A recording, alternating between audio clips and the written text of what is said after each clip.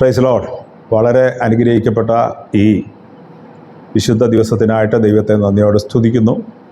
ദൈവസന്നിധിയിൽ വന്ന് ഒരു പ്രാവശ്യം കൂടെ ആരാധന കഴിപ്പാൻ ദൈവം നമുക്ക് ഒരുക്കി തന്ന ഈ സമയം ഏറ്റവും വിലപ്പെട്ടതായിട്ട് കരുതുന്നു.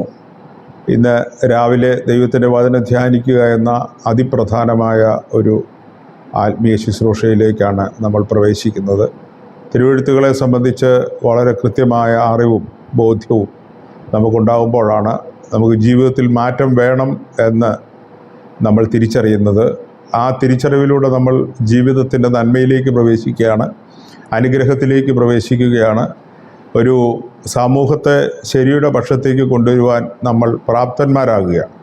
അതുകൊണ്ട് ദൈവവചനം സംബന്ധിച്ചുള്ള കൃത്യമായ അറിവ്, സത്യമായ അറിവ് നമ്മൾ ജീവിതത്തിൽ സമ്പാദിക്കുന്നത് ദൈവവചനം ധ്യാനിക്കുകയും പഠിക്കുകയും ചെയ്യുമ്പോൾ. അതുകൊണ്ട് ഇന്നത്തെ ഈ രാവിലത്തെ സമയം തിരുവചന ധ്യാനത്തിനും പഠനത്തിനുമായിട്ട് നമുക്ക് വേർതിരിക്കാം. അതിനായിട്ട് തിരഞ്ഞെടുത്തിരിക്കുന്നത് അപ്പോസ്തലപ്രവൃത്തികളുടെ പുസ്തകം 2-ാം അധ്യായത്തിലെ ചില വേദഭാഗങ്ങളാണ്. 14 മുതലുള്ള വേദഭാഗങ്ങളാണ് നമ്മൾ വായിക്കുന്നത്. അതിനോടനുബന്ധമായി ഈ പുസ്തകത്തിലെ വ്യത്യസ്തമായി എഴുതപ്പെട്ടിരിക്കുന്ന ഭാഗങ്ങൾ കൂടെ പറഞ്ഞു പോകാനായിട്ട് ആഗ്രഹമുണ്ട്. പരിമിതിയുള്ള സമയമാണല്ലോ, അതുകൊണ്ട് എല്ലാ കാര്യങ്ങളും ഓർപ്പിക്കാനായിട്ട് പറ്റില്ലെങ്കിലും ഒരു പഠന സമസ്യ എന്ന നിലയിൽ ഈ ഭാഗം കൊണ്ടുപോകാൻ ആഗ്രഹിക്കുന്നു. ദൈവം നമ്മളെ അനുഗ്രഹിക്കട്ടെ. ആ വചനഭാഗം വായിക്കാം. അപ്പോൾ പത്രോസ് 11 പേരോട് കൂടി നിന്നുകൊണ്ട് ഉറക്കെ അവരോട് പറഞ്ഞത്, യഹൂദ പുരുഷന്മാരും യെരൂശലേമിൽ പാർക്കുന്ന എല്ലാവരുമായുള്ളവരെ, ഇത് നിങ്ങൾ അറിഞ്ഞിരിക്കട്ടെ. എന്റെ വാക്ക് ശ്രദ്ധിച്ചുകൊള്ളുവിൻ. നിങ്ങൾ ഊഹിക്കുന്നത് പോലെ ഇവർ ലഹരി പിടിച്ചവരല്ല, പകൽ 3-ാം മണിനേരമേ ആയിട്ടുള്ളവല്ലോ. ഇത് യോവേൽ പ്രവാചകൻ മുഖാന്തരം അരുളിച്ചെയ്തതത്രേ. അതെന്തെന്നാൽ, അന്ത്യകാലത്ത് ഞാൻ സകല ജഡത്തിന്മേലും എന്റെ ആത്മാവിനെ പകരും. നിങ്ങളുടെ പുത്രന്മാരും പുത്രിമാരും പ്രവചിക്കും, നിങ്ങളുടെ യൗവനക്കാർ ദർശനങ്ങൾ ദർശിക്കും, നിങ്ങളുടെ വൃദ്ധന്മാർ സ്വപ്നങ്ങൾ കാണും. എന്റെ ദാസന്മാരുടെ മേലും ദാസിമാരുടെ മേലും കൂടെ ഞാൻ ആ നാളുകളിൽ എന്റെ ആത്മാവിനെ പകരും. അവരും പ്രവചിക്കും. ഞാൻ മീതെ ആകാശത്തിൽ അത്ഭുതങ്ങളും താഴെ ഭൂമിയിൽ അടയാളങ്ങളും കാണിക്കും. രക്തവും തീയും പുകയാവിയും തന്നെ. മതി. വളരെ അത്യപൂർവമായി സംഭവിക്കുന്ന ചില കാര്യങ്ങളെക്കുറിച്ചുകൂടെ അപ്പോസ്തല പ്രവൃത്തികളുടെ പുസ്തകത്തിൽ പ്രതിപാദിക്കുന്നുണ്ട്. അതിലൊന്നാണ് മനുഷ്യന് ദൈവത്തിൻ്റെ ഭാഷ സംസാരിക്കാൻ കഴിയും എന്ന കാര്യം. അതുകൊണ്ടാണ് ഇത് ഏറ്റവും കൂടുതൽ തർക്കത്തിന് വിധേയമായിട്ടുള്ള ഒരധ്യായമാണ് ഈ 2-ാമത്തെ അധ്യായം. അപ്പോസ്തല പ്രവൃത്തികളുടെ പുസ്തകം 2-ാം അധ്യായം ഒരുപാട് തർക്കങ്ങൾക്ക്, പഠനങ്ങൾക്ക്, വിശദീകരണങ്ങൾക്ക് ഒക്കെ വിധേയപ്പെട്ടിട്ടുള്ള ഒരു ഭാഗമാണ്. അതിലേറ്റവും പ്രധാനപ്പെട്ടത് അന്യഭാഷാ ഭാഷണം സംബന്ധിച്ചുള്ള തർക്കമാണ്. ഇന്നും അത് തുടർന്നുകൊണ്ടിരിക്കുകയാണ്. പഠിതാക്കളുടെ വ്യത്യസ്തമായിരിക്കുന്ന ആശയങ്ങൾ ഈ തർക്കത്തിന് കാരണമായിട്ടുണ്ട്. മനുഷ്യൻ്റെ പരിമിതിയെ വെച്ചുകൊണ്ട് തർക്കങ്ങൾ ഉണ്ടാക്കുന്ന, സംശയങ്ങൾ സൃഷ്ടിക്കുന്ന തരത്തിൽ ഈ പുസ്തകത്തെ വിമർശിക്കുന്ന വേദ ചിന്തകന്മാരുമുണ്ട്, വേദപഠിതാക്കളും ഒക്കെ ഉണ്ട്. ഒക്കെ നിലനിൽക്കുമ്പോൾ തന്നെ വിശുദ്ധ ബൈബിൾ നമ്മെ സത്യസന്ധമായി ബോധ്യപ്പെടുത്താൻ ആഗ്രഹിക്കുന്ന ചില സന്ദർഭങ്ങൾ കൂടെ നമ്മൾ വിലയിരുത്തേണ്ടതായിട്ടുണ്ട്. ഞാൻ ഈ 2-ാം അധ്യായത്തിലെ അനുഭവങ്ങളെ വിശ്വസിക്കുന്ന ഒരാളാണ്. ദൈവത്തിൻ്റെ ആത്മാവിന് നമ്മളെ സ്വാധീനിക്കാൻ കഴിയുമെന്നും നമ്മുടെ മേൽ പരമാധികാരം നടത്താൻ ദൈവാത്മാവിന് അവകാശവും അധികാരവും ഉണ്ടെന്നും ആ ദൈവാത്മാവിന് നമ്മുടെ ശരീരാത്മദേഹികളെ സമ്പൂർണമായിട്ട്, ടോട്ടൽ കൺട്രോൾ, സമ്പൂർണമായ നിയന്ത്രണം നമ്മളിൽ കൊണ്ടുവരാൻ പരിശുദ്ധാത്മാവിന് കഴിയുമെന്നും ഞാൻ വിശ്വസിക്കുന്നു.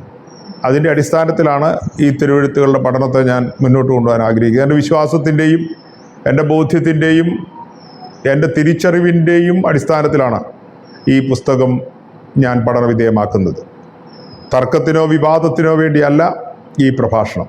ഇത് വ്യക്തിപരമായ അനുഭവങ്ങളെയും ബോധ്യങ്ങളെയും നമ്മുടെ മസ്തിഷ്കവുമായി, നമ്മുടെ മനസ്സുമായി, നമ്മുടെ ശരീരപ്രക്രിയയുമായി ബന്ധപ്പെട്ടുള്ള ചില സന്ദർഭങ്ങളെയുമൊക്കെ അടിസ്ഥാനമാക്കിക്കൊണ്ട് വിശുദ്ധ ബൈബിൾ പറയുന്ന കാര്യങ്ങൾ വളരെ പ്രസക്തമാണ് എന്ന് എൻ്റെ മാന്യ പ്രേക്ഷകരെ ഓർപ്പിക്കാൻ കൂടെയാണ് ഞാൻ ഈ സന്ദർഭം ഉപയോഗിക്കുന്നത്.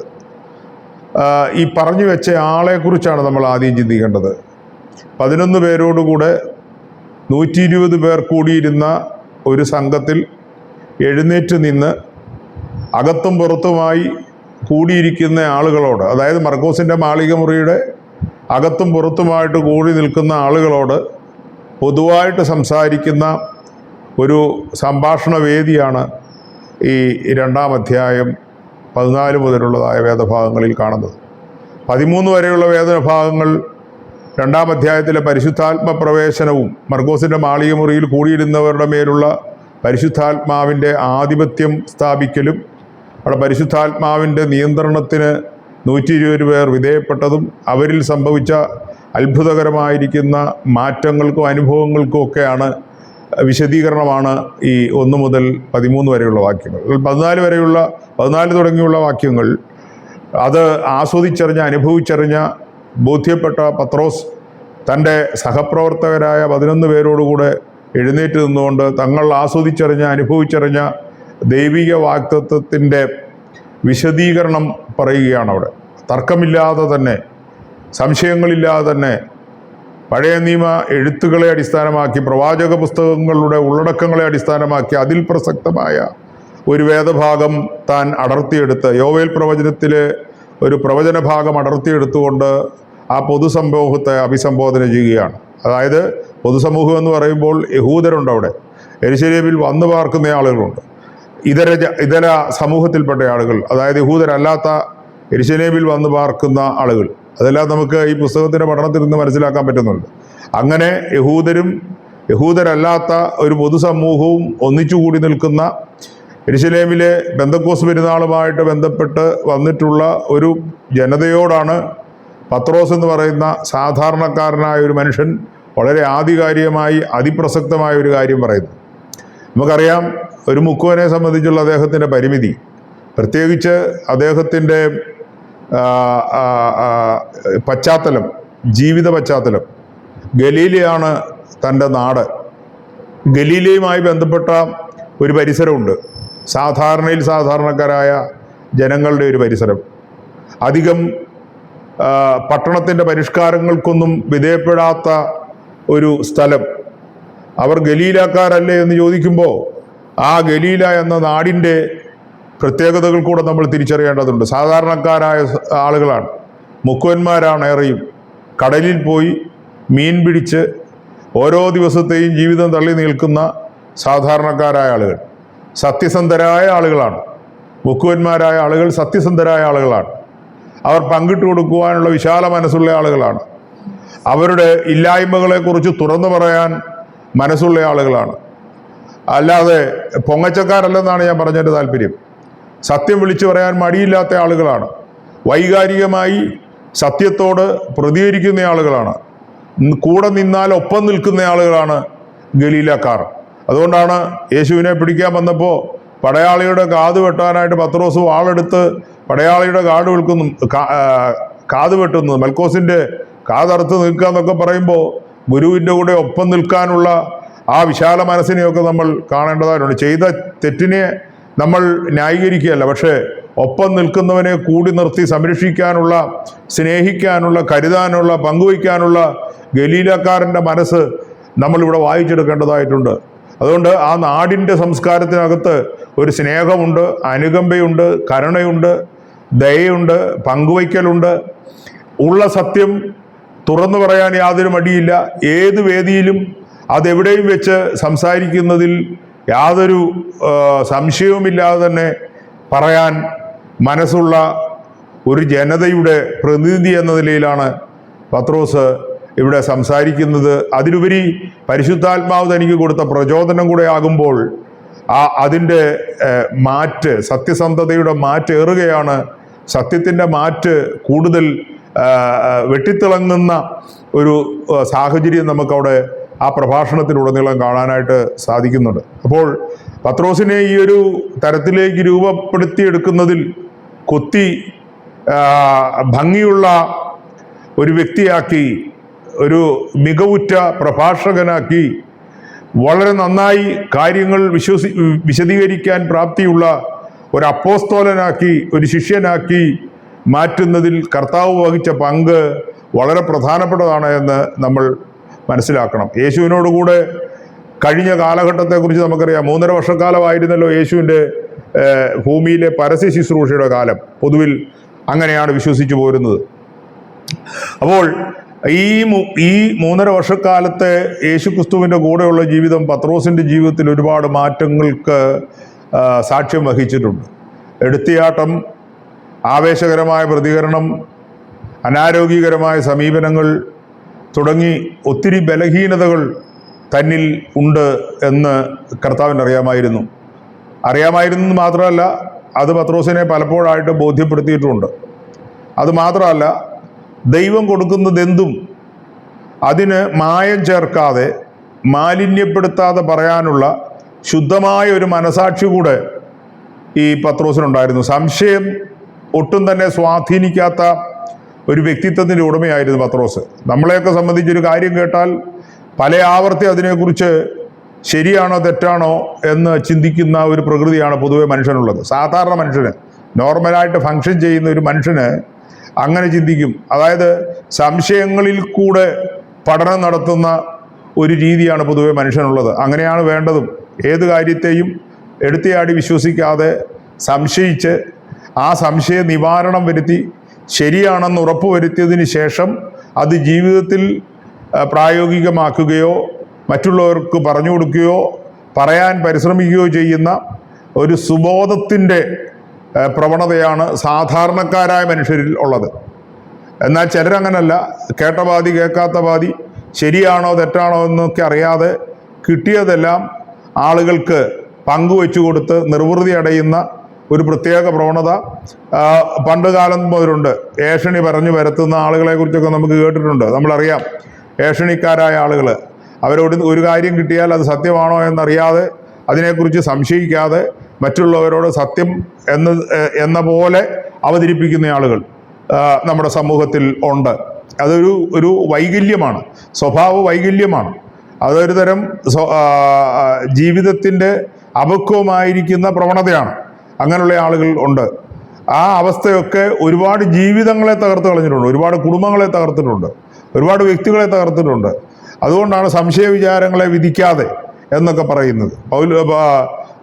നാം ലേഖനത്തിൽ വായിക്കുന്നു, നിങ്ങൾ സംശയ വിചാരങ്ങളെ വിധിക്കാതെ എന്ന് പറയും. സംശയ വിചാരങ്ങളിലൂടെ ഒരുപാട് സങ്കീർണതകൾ വീടുകളിൽ ഉണ്ടാവാം, കുടുംബജീവിതത്തിലുണ്ടാകാം, സമൂഹത്തിലുണ്ടാകാം, നാം പ്രവർത്തിക്കുന്ന സ്ഥലങ്ങളിൽ അങ്ങനെയൊക്കെയുള്ള കാര്യങ്ങൾ ഉണ്ടാവാം. ഇവിടെ ഞാനിതൊക്കെ തുറന്നു പറയുന്നതിൻ്റെ പിന്നിലുള്ള കാര്യം, യേശുവിൻ്റെ കൂടെ നടന്നപ്പോൾ പത്രോസിനുണ്ടായ മാറ്റങ്ങൾ വളരെ വലിയതായിരുന്നു.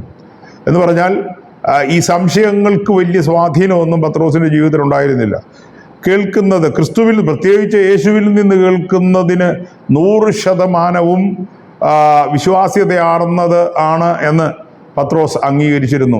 നിങ്ങൾ എന്നെ ആരെന്ന് പറയുന്നു എന്ന് പൊതുസമൂഹത്തോട് ചോദിച്ചു. ശിഷ്യന്മാർ നിൽക്കുന്ന ഒരു സദസ്സിൽ വെച്ച് പലരും പല പേരുകളാണ്. പ്രവാചകന്മാരിൽ ഒരുവൻ, ഏലിയാവിൻ്റെ ആത്മാവോടുകൂടി വന്നവൻ എന്നൊക്കെ പറയുന്ന വ്യത്യസ്ത അഭിപ്രായങ്ങൾ ഉയർന്നു വന്നപ്പോൾ പത്രോസ് പറയുന്നുണ്ട്, അത്യുന്നതനായ ദൈവത്തിൻ്റെ പുത്രനായ ക്രിസ്തുവാണ് നീ എന്ന് യേശുവിനെ കുറിച്ച് പറയുന്നുണ്ട്. കാരണം അത്രമാത്രം ക്രിസ്തുവിനെ ആഴത്തിൽ അറിയാൻ കഴിയുന്ന ഒരു മാനസിക ബോധ്യം ഈ പത്രോസിനുണ്ടായിരുന്നു. അതായത് ക്രിസ്തുവിനെ ശരിക്കും അറിഞ്ഞിട്ടാണ് പത്രോസ് യേശുവിനെ അനുഗമിക്കുന്നത്.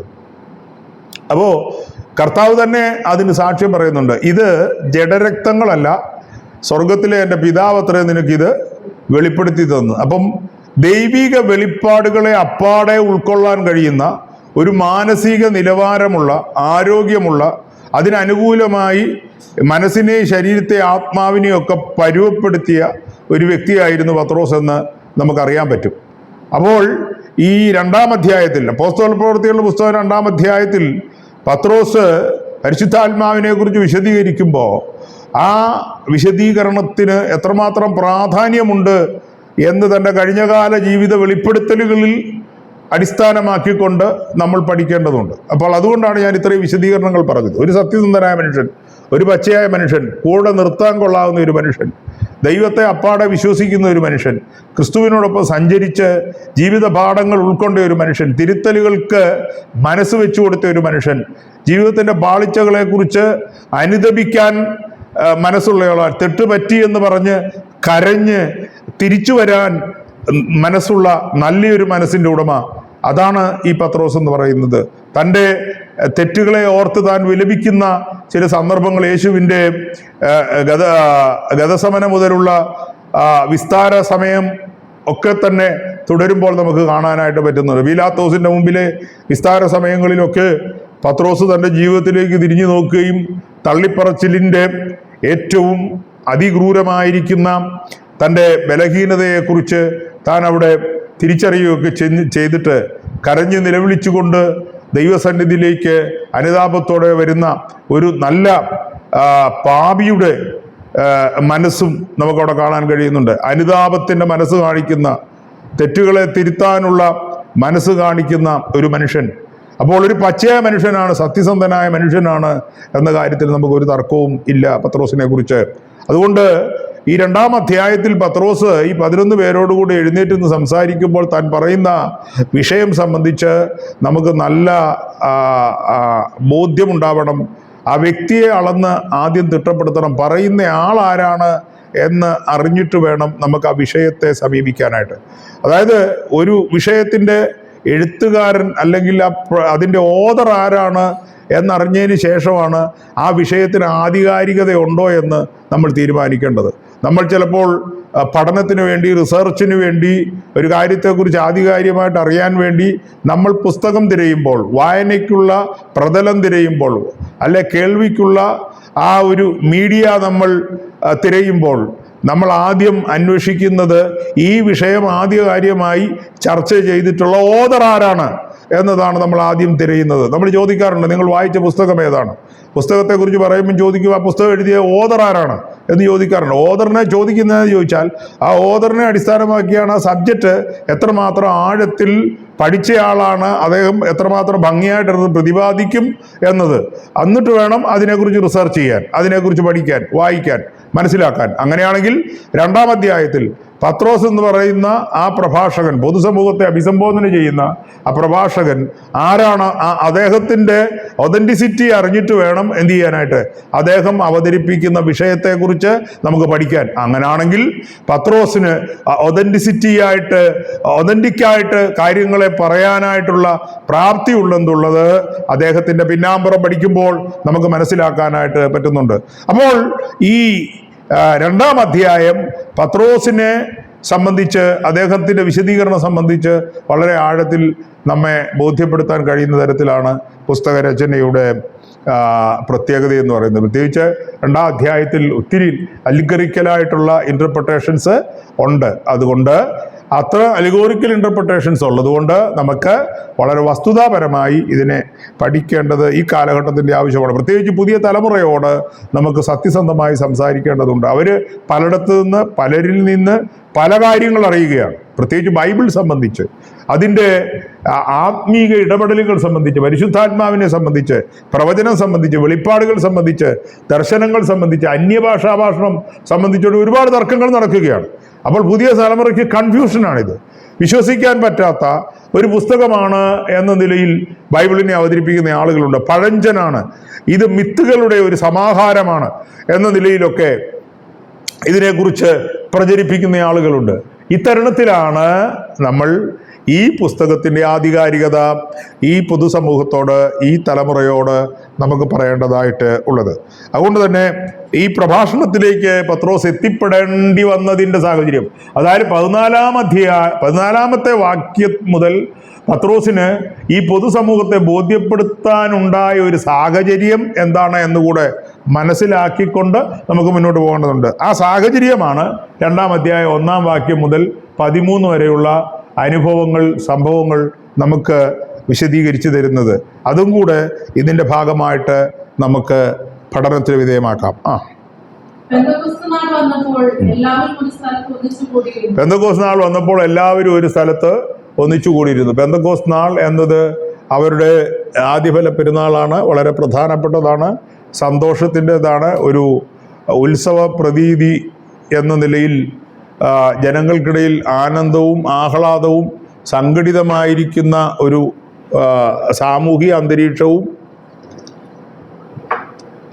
ഒക്കെ ഉണ്ടാക്കിയെടുക്കുന്നതിന് സഹായകരമായിരിക്കുന്ന ഒരു പെരുന്നാളാണ്. അത് വളരെ ആഘോഷമാണ്. ലോകത്തിൻ്റെ വിവിധ ഭാഗങ്ങളിലുള്ള യഹൂദന്മാർ കുടുംബസമേതം വന്ന് പങ്കെടുക്കാൻ ഇഷ്ടപ്പെടുന്ന ഒരു പെരുന്നാളാണ്. അത് യഹൂദന്മാർ മാത്രമല്ല, യഹൂദേതര സമൂഹവും ഇതിൻ്റെ അകത്ത് വളരെ സന്തോഷത്തോടെ പങ്കെടുക്കാറുണ്ട്. കാരണം വ്യാവസായികളായ മറ്റിതര ആവശ്യങ്ങളുമായി ബന്ധപ്പെട്ട് യെരുശലേമിൽ വന്നു പാർക്കുന്നതായ യഹൂദരല്ലാത്ത ജാതീയരായ ഗ്രീക്ക് സമൂഹങ്ങൾ, ഗ്രീക്ക്, റോമ, മറ്റിതര ഗോത്രങ്ങളിൽപ്പെട്ട സമൂഹങ്ങളിൽപ്പെട്ട രാജ്യങ്ങളിലുള്ള ആളുകൾ ഈ സ്ഥലത്ത് ഒന്നിച്ചു കൂടാറുണ്ട്. അതുകൊണ്ട് യഹൂദരുടെ ഈ പെരുന്നാൾ ഒരു വളരെ പ്രധാനപ്പെട്ട പെരുന്നാളാണ്. ലോകത്തിൻ്റെ വിവിധ ഭാഗങ്ങളിലുള്ള ജനങ്ങൾ ആ കാലത്ത് യെരുശലേമിൽ വന്ന് ആഘോഷിക്കാൻ ഇഷ്ടപ്പെട്ടിരുന്ന ഒരു പെരുന്നാളാണ്. ഈ പെരുന്നാളിന് വരുന്ന ആളുകൾക്കെല്ലാം അവിടെ താമസിക്കാനുള്ള സാഹചര്യവും ഭക്ഷണവും ഒക്കെ അവിടെ ക്രമീകരിക്കപ്പെട്ടിരുന്നു എന്നാണ് നമുക്ക് അവിടുത്തെ വിശദീകരണം പഠിക്കുമ്പോൾ മനസ്സിലാക്കാൻ പറ്റുന്നത്. പ്രത്യേകിച്ച് യഹൂദന്മാർ വളരെ ആതിഥ്യ മര്യാദയുള്ള ആളുകളായിരുന്നു, സൽക്കാരപ്രിയരായിരുന്നു എന്ന് നമുക്ക് മനസ്സിലാക്കാൻ പറ്റുന്നുണ്ട്. സൽക്കാരം ഇഷ്ടപ്പെടുന്ന ആളുകളായിരുന്നു, അതിഥികളെ സ്വീകരിക്കാൻ വളരെ ഇഷ്ടപ്പെടുന്ന ആളുകളായിരുന്നു ഈ യഹൂദന്മാർ. അതുകൊണ്ട് യെരുശലേമിൽ വരുന്ന ആളുകൾക്കെല്ലാം വളരെ സമൃദ്ധിയായ ഭക്ഷണവും പാർപ്പിടവും ആദരവുകളും ലഭിച്ചിരുന്നു എന്ന് വേണം നമുക്ക് മനസ്സിലാകാനുണ്ട്. അതുകൊണ്ട് അവരുടെ ഈ പെരുന്നാളുകൾ വളരെ പ്രസക്തമായിരുന്നു. അതുകൊണ്ട് ഈ പെരുന്നാളും വളരെ പ്രസക്തം ആയിരുന്നു. എന്നാൽ യേശു ക്രിസ്തുവിനോടൊപ്പം സഞ്ചരിച്ച ആളുകൾക്ക് ഈ സമയത്ത് ഒത്തിരി തിക്താനുഭവങ്ങൾ ഉണ്ടായിട്ടുണ്ട്. യേശു ക്രിസ്തുവിൻ്റെ മരണവുമായി, ജീവിതവും മരണവും ഒക്കെ ആയിട്ട് ബന്ധപ്പെട്ട് ഒരുപാട് സംഭവ വികാസങ്ങൾ അരങ്ങേറി നിൽക്കുന്ന ഒരു സമയമാണ് ഈ 2-ാം അധ്യായത്തിൻ്റെ വിശദീകരണം കൊടുക്കുന്ന സമയം. അതായത് അപ്പോസ്തല പ്രവൃത്തികളുടെ പുസ്തകത്തിലെ വിശദീകരണം നമ്മൾ ആ കാലഘട്ടത്തിൻ്റെ പ്രത്യേകതയുമായിട്ട് ബന്ധപ്പെടുത്തി ചിന്തിക്കേണ്ടതാണ്. യേശു ഉയർത്തെഴുന്നേറ്റതിന് ശേഷം അവിടെ നടക്കുന്ന സംഭവങ്ങളെല്ലാം വ്യത്യസ്തമായിരുന്നു. പലരും പല കഥകൾ പറഞ്ഞു പരത്തുകയാണ്. യേശു പ്രത്യക്ഷപ്പെട്ടു, അവൻ ജീവിച്ചിരിക്കുന്നു, അവൻ്റെ കല്ലറ തുറന്നിരിക്കുന്നു, ഇപ്പോഴും അവനെ കാണുന്ന ആളുകളുണ്ട്, അവൻ സംസാരിക്കുന്ന ആളുകളുണ്ട്, അവനോടൊപ്പം ജീവിക്കുന്ന ആളുകളുണ്ട്. യേശു ഒരു അത്ഭുതമായി, അതിശയമായി, വിശ്വസിക്കുവാൻ കഴിയുന്ന നിലയിൽ അവിടുത്തെ സാന്നിധ്യം അനുഭവിച്ച നൂറുകണക്കിന് ആളുകൾ സാക്ഷ്യം പറയുന്ന ഒരു വർത്തമാനകാലത്തിൻ്റെ ചിത്രം നമുക്ക് ഈ അപ്പോസ്തല പ്രവൃത്തികളുടെ പുസ്തകത്തിൽ മനസ്സിലാക്കാനായിട്ട് പറ്റുന്നത്. യെരുശലേമിൽ വരുന്നവരൊക്കെ പറയുകയാണ്, അവൻ മരിച്ചുവെങ്കിലും അവൻ ഉയർത്തെഴുന്നേറ്റു. അവനെ പലയിടത്ത് വെച്ച് കണ്ടിട്ടുണ്ട്, പലരും കണ്ടിട്ടുണ്ട്, അവനെ കണ്ട സാക്ഷികളുണ്ട്. അപ്പോൾ അങ്ങനെ വലിയ ചർച്ച ചെയ്യപ്പെടുകയാണ്. ക്രിസ്തുവിൻ്റെ ജീവിതവും ക്രൂശീകരണവും ഉയർപ്പും ഒക്കെ പൊതുജനങ്ങൾക്കിടയിൽ വലിയ ചർച്ചയാണ്. എവിടെ ആളുകൾ ഒത്തുകൂടിയാലും അവിടെയെല്ലാം ചർച്ച ചെയ്യുന്ന നസ്രായനായ യേശുവിനെ കുറിച്ചാണ്. റോമാക്കാരും യഹൂദന്മാരും അവനെ ക്രൂശിച്ചിട്ടും അവൻ്റെ കല്ലറയിൽ നിന്ന് അവൻ ഉയർത്തെഴുന്നേറ്റിരിക്കുന്നു എന്ന വാർത്ത പ്രചരിക്കപ്പെടുകയാണ്. ഇതൊരു അത്ഭുത വിഷയമായി രംഗത്ത് നിലനിൽക്കുകയാണ്. ചരിത്രകാരന്മാർ ഇതിനെക്കുറിച്ച് അന്വേഷിക്കുന്നു, സാമൂഹിക പ്രവർത്തകർ ഇതിനെക്കുറിച്ച് അന്വേഷിക്കുകയാണ്. ഭരണകൂടത്തിന് വളരെ ആശങ്കയാണ്. കാരണം റോമൻ ഇമ്പീരിയൽ മുദ്ര കൊണ്ട് മുദ്ര ചെയ്യപ്പെട്ട കല്ലറയിൽ നിന്ന് യേശു ക്രിസ്തു എന്ന് പറയുന്ന ആ വ്യക്തിയുടെ, ആ പ്രവാചകന്റെ, തങ്ങൾ ക്രൂശിച്ച ആളുടെ മൃതശരീരം അവിടെ നിന്ന് കാണുവാനില്ല എന്ന് പറയുന്നത് ഭരണകൂടത്തിൻ്റെ അഭിമാന പ്രശ്നമാണ്, അധികാര പ്രശ്നമാണ്. അതുകൊണ്ട് അത് വലിയ സാമൂഹിക പ്രശ്നമായി, രാഷ്ട്രീയ പ്രശ്നമായി യെരുശലേമിൽ ചർച്ച ചെയ്യപ്പെടുകയാണ്. മതപരമായ വലിയ ആശങ്കകൾ നിലനിൽക്കുകയാണ്. ആശങ്കയുടെ ഒരു കാരണമെന്ന് പറയുന്നത്, സാധുക്യർ പറഞ്ഞത് പുനരുദ്ധാനമില്ല, ദൂതന്മാരും ഇല്ലെന്നാണ് പറഞ്ഞിരിക്കുന്നത്, ജനങ്ങളെ പറഞ്ഞ് പഠിപ്പിച്ചിരിക്കുന്നത്. ഇവിടെ യേശു ഉയർത്തെഴുന്നേറ്റു എന്ന് പറയുമ്പോൾ പുനരുദ്ധാനം ഉണ്ട് എന്ന് ഉറപ്പിക്കപ്പെടുകയാണ്. അപ്പോൾ ആശയപരമായ വലിയ പ്രത്യാഘാതങ്ങൾ സാധുക്യർ നേരിടുകയാണ്. ആ സാധുക്യർ നേരിടുന്ന പ്രശ്നത്തെ തടയിടണം. സാധുക്യരുടെ അണികളെ പിടിച്ചു നിർത്തേണ്ടത് ആവശ്യമാണ്. കാരണം പുനരുത്ഥാനം ഇല്ലെന്ന് വിശ്വസിച്ച് ജീവിക്കുന്ന ഒരു കൂട്ടം ആളുകൾക്ക് വെല്ലുവിളിയാണ് യേശു ഉയർത്തെഴുന്നേറ്റു എന്ന് പറയുന്നത്. അപ്പോൾ ഉയർത്തെഴുന്നേറ്റു എന്ന് പറയുന്നവരെ ഇല്ലായ്മ ചെയ്യുക എന്ന് പറയുന്നത് അവർക്ക് അനിവാര്യമായ ആവശ്യമാണ്. ഉയർത്തെഴുന്നേറ്റു എന്ന് പറയുന്നത് യേശുവിനെ അനുഗമിച്ചവരാണ്, യേശുവിനെ ഉയർത്തെഴുന്നേറ്റതിന് ശേഷം കണ്ടവരാണ്, യേശുവിനോട് സംസാരിച്ചവരാണ്, യേശുവിനോടൊപ്പം ഇരുന്ന് ആഹാരം കഴിച്ചവരാണ് പറയുന്നത് അവൻ ഉയർത്തെഴുന്നേറ്റു എന്ന്. അവൻ്റെ കല്ലറയിൽ അവൻ ഇല്ല എന്ന് പറയുന്നത്, അവനോടൊപ്പം സഞ്ചരിച്ചു എന്ന് ആളുകൾ പറയുകയാണ്. അവൻ ഞങ്ങളോട് സംസാരിച്ചുകൊണ്ടിരുന്നപ്പോൾ ഞങ്ങളുടെ ഉള്ളു കത്തിക്കൊണ്ടിരുന്നു എന്ന് ആളുകൾ പറയുകയാണ്. നിഷേധിക്കാൻ പറ്റുന്നില്ല പുനരുത്ഥാനത്തെ. രാഷ്ട്രീയമായി നിഷേധിക്കാൻ പറ്റുന്നില്ല, മതപരമായി നിഷേധിക്കാൻ പറ്റുന്നില്ല, സാമൂഹികമായി നിഷേധിക്കാൻ പറ്റുന്നില്ല. വലിയ ചർച്ച അവിടെ നടക്കുകയാണ്. ആ ചർച്ചയ്ക്കിടയിലാണ് ഈ മർക്കോസിന്റെ മാളിക മുറിയിലെ സമ്മേളനം നടക്കുന്നത്. വിശുദ്ധന്മാർ ഒന്നിച്ചു കൂടിയിരിക്കുന്നത്. അവരൊന്നിച്ചു കൂടിയിരുന്ന ആ സന്ദർഭത്തെ ഞാൻ സാമൂഹികമായിട്ട് അവിടുത്തെ സാഹചര്യം എന്താണെന്ന് വിശദീകരിച്ചതാണ്. ഈ ഒരു സാഹചര്യത്തിലാണ് അവർ ഒന്നിച്ചു കൂടിയിരിക്കുന്നത്. ആ ഒന്നിച്ചു കൂടിയിരുന്നപ്പോൾ യേശു ഉയർത്തെഴുന്നേറ്റു എന്ന് പല കഥകൾ പ്രചരിക്കുമ്പോൾ യേശു ഉയർത്തെഴുന്നേറ്റു എന്നതിന് തെളിവ് സമർപ്പിക്കേണ്ടത് അനിവാര്യമാണ്. യേശു ഉയർത്തെഴുന്നേറ്റു എന്നതിന് തെളിവ് സമർപ്പിക്കേണ്ടത് അനിവാര്യമാണ് എന്ന് പറയാൻ കാരണം, ശിഷ്യന്മാർ സംശയിച്ചു, അവർക്ക് യേശു തെളിവായിട്ട് വെളിപ്പെട്ടു. അടച്ചിട്ട മുറിയിൽ അവൻ എന്ത് ചെയ്തു? പ്രത്യക്ഷനായി. അപ്പോൾ അവൻ ജീവിച്ചിരിക്കുന്നു എന്ന് ശിഷ്യന്മാർക്ക് എന്ത് ചെയ്തു? ബോധ്യപ്പെടുത്തിയ കാര്യം ശിഷ്യന്മാർക്ക് അടുത്ത ആളുകളോട് പറയണം, തെളിവുകൾ സമർപ്പിച്ച് പറയണം. അപ്പൊ അവർക്ക് തെളിവുകൾ സമർപ്പിക്കാനായിട്ട് എന്താ ഉള്ളത്? ഉയർത്തെഴുന്നേറ്റ് യേശുവിനെ എല്ലാവരുടെയും മുമ്പിൽ പ്രദർശിപ്പിച്ച് കാണിക്കാനായിട്ട് പറ്റത്തില്ല. പിന്നെ എന്തുവാ തെളിവുള്ളത്? അവൻ ഉയർത്തെഴുന്നേറ്റു എന്നതിന് തെളിവായിട്ട് അവർക്ക് സമർപ്പിക്കാനായിട്ട് ക്രിസ്തു അവരോട് പറഞ്ഞൊരു കാര്യമുണ്ട്. ഞാൻ ഉയർത്തെഴുന്നേറ്റു എന്ന് നിങ്ങൾക്ക് പൊതുസമൂഹത്തോട് പറയാൻ ഞാൻ ഒരു വാഗ്ദത്തം നിങ്ങൾക്ക് തരാം. ഞാൻ ചെന്നിട്ട് പരിശുദ്ധാത്മാവെന്ന കാര്യസ്ഥനെ പിതാവിനോട് വാങ്ങി ഞാൻ അയച്ചു തരും. അവൻ വരും എന്ന് പറഞ്ഞു. അവൻ വരുന്നത് നിങ്ങൾക്ക് അനുഭവിക്കാൻ, നിങ്ങൾ മാത്രമല്ല അനുഭവിക്കുന്നത്, നിങ്ങൾ അനുഭവിക്കുന്നത് കാണാൻ ബഹുഭൂരിപക്ഷം ഒരു കൂട്ടം കൂടെ അവിടെ കാണും. അതാണ് ഞാൻ ഉയർത്തെഴുന്നേറ്റു എന്നതിൻ്റെ ഏറ്റവും പ്രധാനപ്പെട്ട ഒരു തെളിവ്. കണ്ടോ? മനസ്സിലായോ? അപ്പോൾ ദൈവത്തിന്റെ പരിശുദ്ധാത്മാവ് വന്നിറങ്ങുന്നത്, നിങ്ങളുടെ മേൽ വന്നിറങ്ങുന്നത്, പെരുന്നാളിന് കൂടി വന്നിരിക്കുന്ന, ഇത്രയും സാമൂഹിക പ്രശ്നങ്ങൾ നിലനിൽക്കുന്ന യേശുക്രിസ്തുവിന്റെ പുനരുത്ഥാനം ചർച്ചയാക്കി സംശയങ്ങൾ ഇങ്ങനെ നിഴലിട്ട് നിൽക്കുന്ന ഒരു അന്തരീക്ഷത്തിൽ യേശു ഉയർത്തെഴുന്നേറ്റു എന്ന് നിങ്ങൾ പ്രസംഗിക്കുമ്പോൾ, ഉയർത്തെഴുന്നേറ്റു എന്ന് പൊതുസമൂഹത്തെ ബോധ്യപ്പെടുത്തേണ്ട ഉത്തരവാദിത്വത്തിൽ ഏറ്റവും പ്രധാനപ്പെട്ടത് പരിശുദ്ധാത്മാവ് വന്നിറങ്ങുന്ന ഒരു ദിവസമുണ്ടാകും. ആ ദിവസം ഒരു പൊതുസമൂഹം കാണും. അന്ന് അവർക്ക് മനസ്സിലാകും അവൻ ഉയർത്തെഴുന്നേറ്റു എന്ന്. ആ തെളിവ് അവിടെ ഉണ്ടാക്കിയെടുക്കുന്നതിൻ്റെ ഭാഗമെന്ന നിലയിലാണ് 2-ാം അധ്യായത്തിലെ പരിശുദ്ധാത്മാവിന്റെ പ്രത്യക്ഷത എന്ന് പറയുന്നത്. നിങ്ങൾ ശക്തി ലഭിച്ചിട്ട് യെരുശലേമിലും യഹൂദയിലും ശമര്യയിലും എല്ലായിടത്തും ഭൂമിയുടെ അറ്റത്തോളം നിങ്ങൾ എൻ്റെ സാക്ഷികളാവും.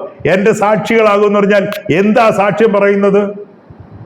എന്തിനെ കുറിച്ചാ സാക്ഷ്യം പറയുന്നത്? സാക്ഷ്യം പറയുന്നത് യേശുവിന്റെ ജനനത്തെ കുറിച്ചല്ല, യേശുവിന്റെ ശുശ്രൂഷയെ കുറിച്ചല്ല. സാക്ഷ്യം പറയുന്നത് അവന്റെ പുനരുത്ഥാനത്തെ കുറിച്ചാണ്. യേശു ഉയർത്തെഴുന്നേറ്റു എന്ന് പറയാനാണ് സ്വർഗം നമ്മളെ തെരഞ്ഞെടുത്തിരിക്കുന്നത്. ഹല്ലേലൂയ.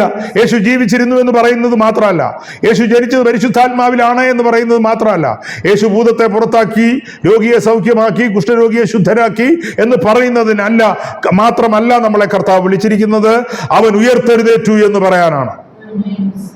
അതുകൊണ്ട് യേശു ക്രിസ്തു ഉയർത്തെഴുന്നേറ്റു എന്ന് പറയുന്നതാണ് സത്യത്തിൽ സുവിശേഷം എന്ന് പറയുന്നത്. ഹല്ലേലൂയ.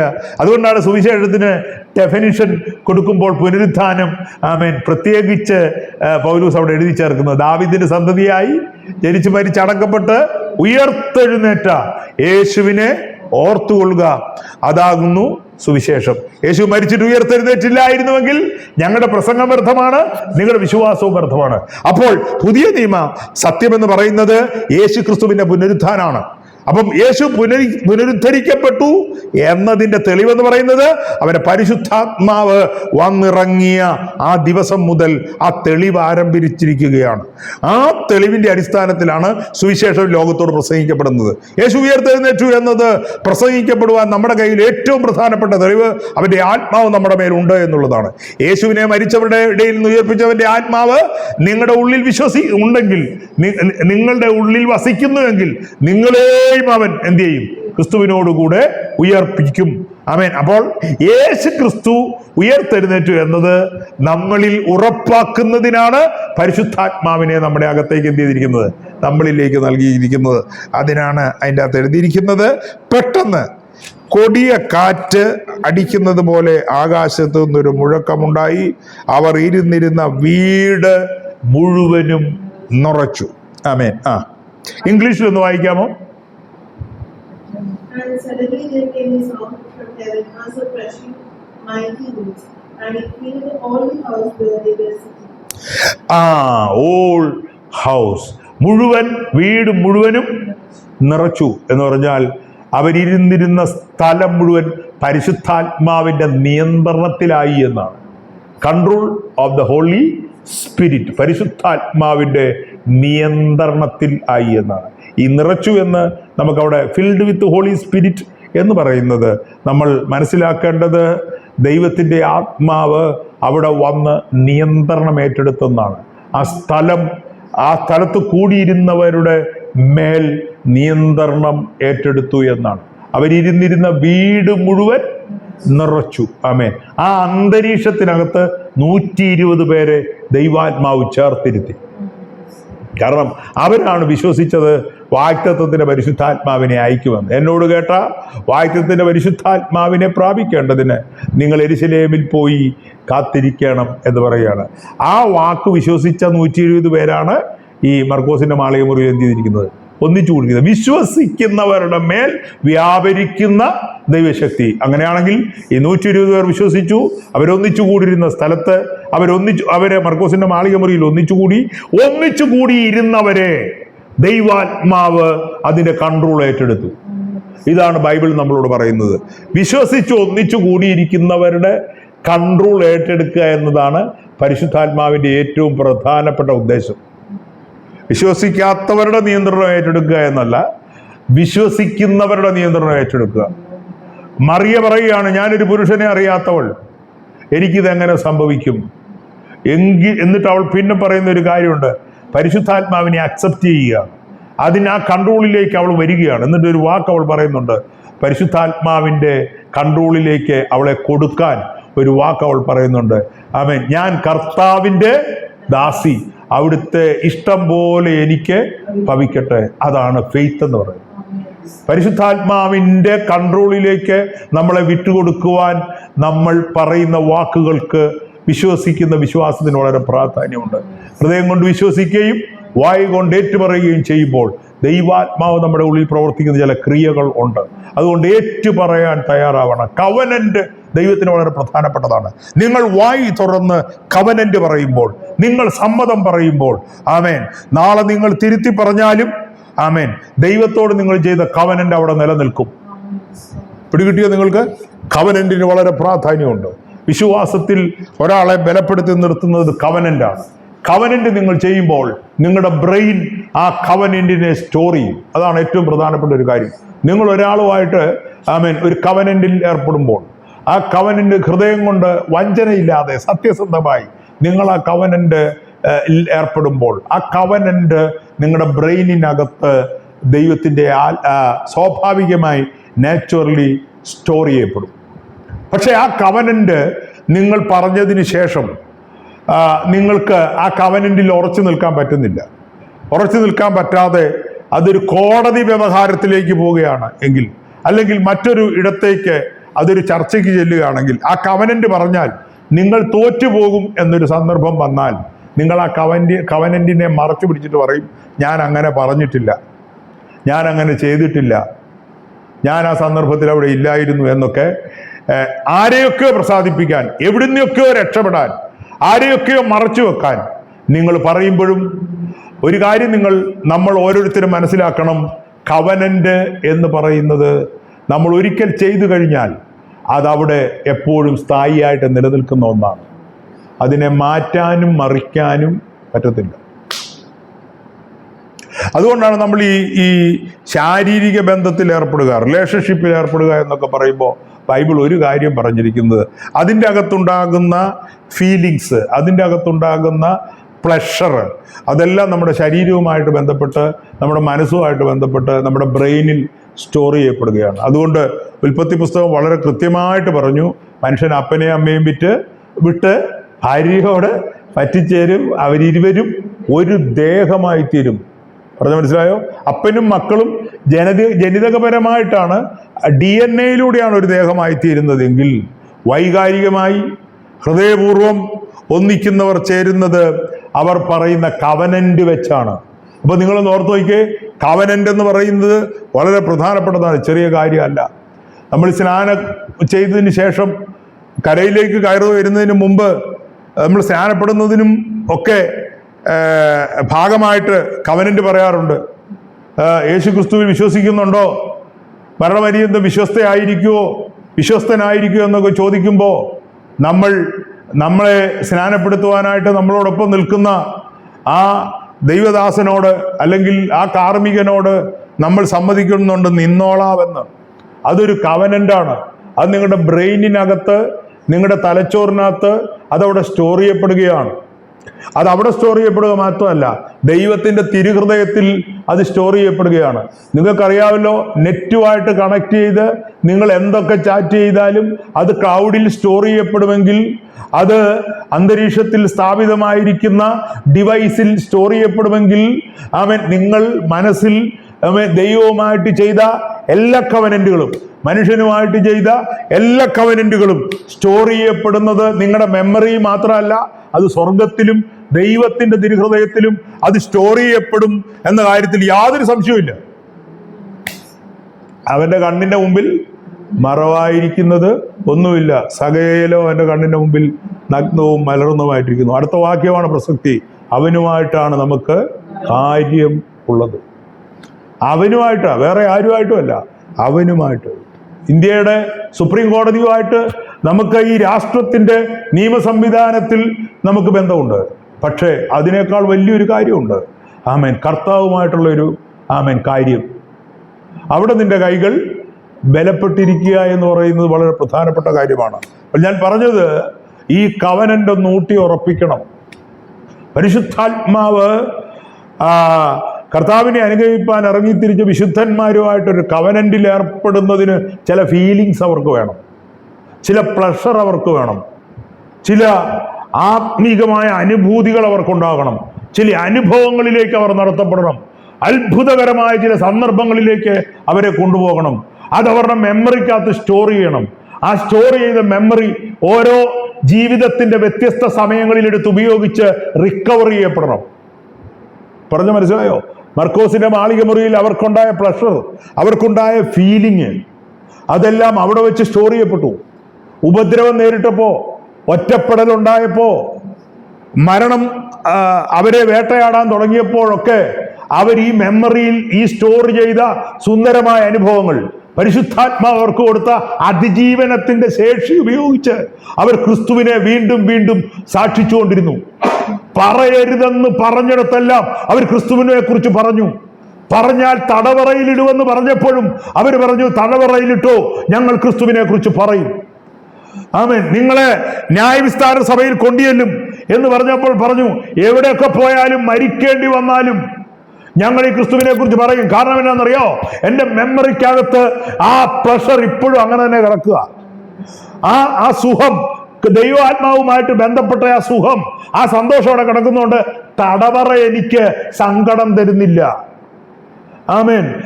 എനിക്ക് ഈർച്ചവാളിന്റെ മുൻപിൽ പോകാൻ എന്നെ ഭയപ്പെടുത്തുന്നില്ല. ഞാൻ എൻ്റെ പ്രാണനെ വിലയേറിയതായി എണ്ണുന്നില്ല, പൗലോസ് പറയുകയാണ്. അപ്പോൾ എവിടേക്കാണ് നമ്മുടെ വിശ്വാസത്തെ കൊണ്ടുപോകേണ്ടതെന്ന് ചോദിച്ചാൽ, പത്രോസിനെ ഈ ധൈര്യത്തിലേക്ക് നയിച്ച, ഈ ബലത്തിലേക്ക് നയിച്ച ദൈവകൃപയിലേക്കാണ് നമ്മൾ ഓരോരുത്തരും എത്തിപ്പെടേണ്ടത്. അതുകൊണ്ട് നമുക്ക് ഉറപ്പായിട്ട് പറയാൻ പറ്റണം, ഞാൻ ആരെ വിശ്വസിച്ചിരിക്കുന്നു എന്ന് ഞാൻ അറിയുന്നു, അവൻ എൻ്റെ ഉപനിധി, അവിടെ വരെ കാക്കുവാൻ ശക്തനാണ്. ഞാനിതൊരു പുസ്തകത്തിൻ്റെ പഠനത്തിൻ്റെ ഭാഗമായി പറഞ്ഞു വെച്ച ഒരു കാര്യമാണ്. അതുകൊണ്ടൊരു തുടക്കമെന്ന നിലയിൽ മാത്രമാണ് ഇന്നത്തെ ഈ ഒരു പ്രഭാഷണവും ഈ പഠന രീതിയും. തുടർന്ന് ക്രിസ്തുവിനോട് കൂടെ നമുക്ക് ഒന്നിച്ചായിരിക്കാം. നമുക്കൊരു റിവാർഡ് സെൻറ്റർ ഉണ്ട് നമ്മുടെ ബ്രെയിനിനകത്ത്. അത് ദൈവം നമുക്ക് ക്രിയേറ്റ് ചെയ്ത് നൽകിയിരിക്കുന്നതാണ്. അതെങ്ങനെ ഉപയോഗിക്കണമെന്ന് തീരുമാനിക്കുന്നത് ദൈവത്തിൻ്റെ ആത്മാവായിരിക്കണം. ആത്മാവ് ഉച്ചരിക്കുവാൻ നൽകിയതുപോലെ അവർ അന്യഭാഷയിൽ സംസാരിച്ചു എന്ന് പറയുന്ന പോലെ ആത്മാവിൻ്റെ നടത്തിപ്പ് അത് നമുക്കുണ്ടാവണം. ദൈവഹിതമാണോ എന്ന് അന്വേഷിക്കുന്ന ഒരു മനസ്സുമായിട്ടായിരിക്കണം ജീവിതത്തിലെ എല്ലാ വിഷയത്തിലും നമ്മൾ കവനൻ്റ് ചെയ്യുക, ഏർപ്പെടാനായിട്ട്. ദൈവത്തിന് ഇതിൽ എന്താണ് പ്ലാൻ എന്നൊന്ന് ചോദിക്കണം. അവിടെ അത്ര അധികാരം പരിശുദ്ധാത്മാവിന് നമ്മുടെ മേൽ നമ്മൾ കൊടുക്കണം. അതാണ് വളരെ പ്രധാനപ്പെട്ട കാര്യം. നമുക്കൊന്ന് കണ്ണടയ്ക്കാം, ദൈവസന്നിധിയിൽ ഒന്ന് പ്രാർത്ഥിക്കാം. ഹല്ലേലൂയ. ഒരാൾ സ്തോത്രം ചെയ്തേ.